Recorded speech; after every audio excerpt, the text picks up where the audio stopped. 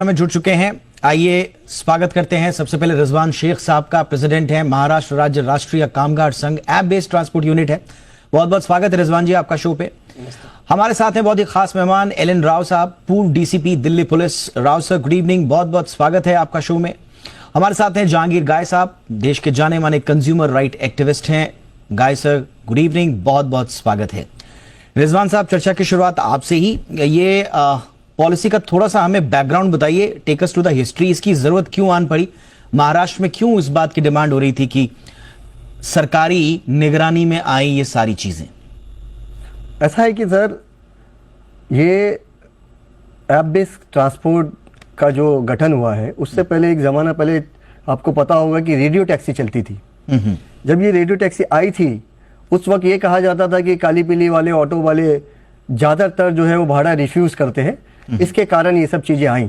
लेकिन जो तरक्की का सबब होना चाहिए था वो ड्राइवर कम्युनिटी के लिए परेशानी का सबब बन गया। एक ज़माना था कि ये सब कंपनी आई थी तब 22 रुपया पर किलोमीटर मिलता था और आज हमें 7 रुपये 8 रुपये पे काम करना पड़ रहा है।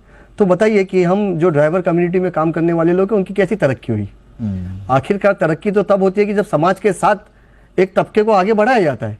यहाँ तो एक तबके को दिन ब दिन डेली का डेली उनको डुबाया गया है। और रहा सवाल ये जो आज जो बात हो रही है कि 80% ड्राइवरों को मिलेगा, 20% कंपनी मिलेगी, तो ऐसा कुछ नहीं है। 2 साल पहले सुप्रीम कोर्ट ने ये कहा है जो जिसका कोई गाइडलाइन का कोई पालन नहीं हो रहा है। रहा सवाल ये कि ये कहा जाता है कि कंपनियां मनमानी तरीके से फेयर बढ़ा देती है, ड्राइवर कैंसिल कर देते, तो उसकी वजह है ना, ये कंपनियों के ऊपर नकेल क्यों नहीं कसती है?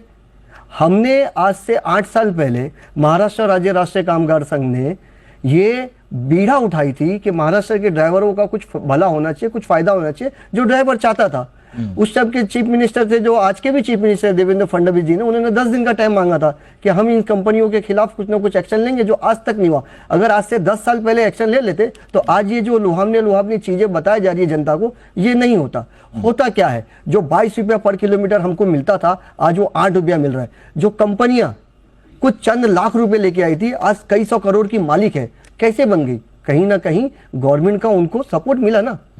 गलतियां तो गवर्नमेंट से हुई है और आज 2025 में आके गवर्नमेंट ये कहती है कि हम कानून बनाने जा रहे हैं जिसमें कस्टमरों को बहुत फायदा होगा। बट रिजवान जी, बहुत सारी शिकायतें ऐसी भी आई हैं इस पूरे मसले में कि ड्राइवर साहब बिल्कुल बदतमीजी पर उतारू हो जाते हैं, अच्छे से सर्विस नहीं देते, गाड़ी के अंदर की जो आबो हवा होती है वो नीट एंड क्लीन कई बार नहीं होती है, गाड़ियां इस तरह की इस्तेमाल की जाती हैं जो बिल्कुल स्क्रैप में जाने लायक हैं, उनको चलाया जाता है। तो ड्राइवर के और ड्राइवर का जो मालिक है उसके एंड पर भी बहुत सारी शिकायतें आती रहती हैं। बेशक ये सब किनकी जिम्मेदारी है?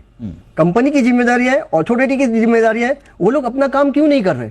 हम कहां बोल रहे हैं ऐसी गाड़ियों को चलने दो, कल निकालना है आज निकालो। आप जो इस तरह के ड्राइवर अनप्रोफेशनल लोग हैं उनको कल के बदले आज आप काम से निकाल दो। लेकिन जो लोग प्रोफेशन के अंदर है, सालों साल से ये काम कर रहे हैं, अच्छी सर्विस दे रहे हैं, आप उनके ऊपर क्यों गाज गिराते हो? अब एक ही लकड़ी से सबको तो नहीं हाँक सकते ना। कानून का पालन कराने का जिम्मेदारी गवर्नमेंट की है, ठीक है, ना कि यूनियन की है। महाराष्ट्र राज्य राष्ट्रीय कामगार संघ ने हमेशा से ड्राइवर के साथ और गवर्नमेंट के साथ ये संबंध बनाने की कोशिश की है कि ना कस्टमर को प्रॉब्लम होवे ना ड्राइवर को प्रॉब्लम होवे। हम चाहते हैं ये सरचार्ज जो कहते हैं ना, सरचार्ज कल के बदले आज बंद कर दो। लेकिन जो सबसे मूल विषय है हमारा रेट, जिससे हमारा फ्यूचर चलेगा, जिससे हमारा घर बार चलेगा, जिससे हमारी फैमिली पलेगी, वो कहाँ मिल रहा है? हमको सिर्फ बोला जा रहा है 80% मिलेगा, 80% मिलेगा। ऑलराइट सर, बिल्कुल आऊंगा आपके पास में। राव सर, काफी ये लैंडमार्क एक मूव है महाराष्ट्र गवर्नमेंट का और कहा यह जा रहा है कि passenger grievances, cancellation, search prices, safety, इसके साथ साथ जो ड्राइवर का वेलफेयर है उसको भी इंश्योर करने की कोशिश की गई है और ऐप बेस्ड जो कैब्स हैं उनको एक रेगुलेटरी फ्रेमवर्क के अंतर्गत लाया जाए, जो कि मेरे ख्याल से मोटर व्हीकल एक्ट के परिधि के भीतर आता है।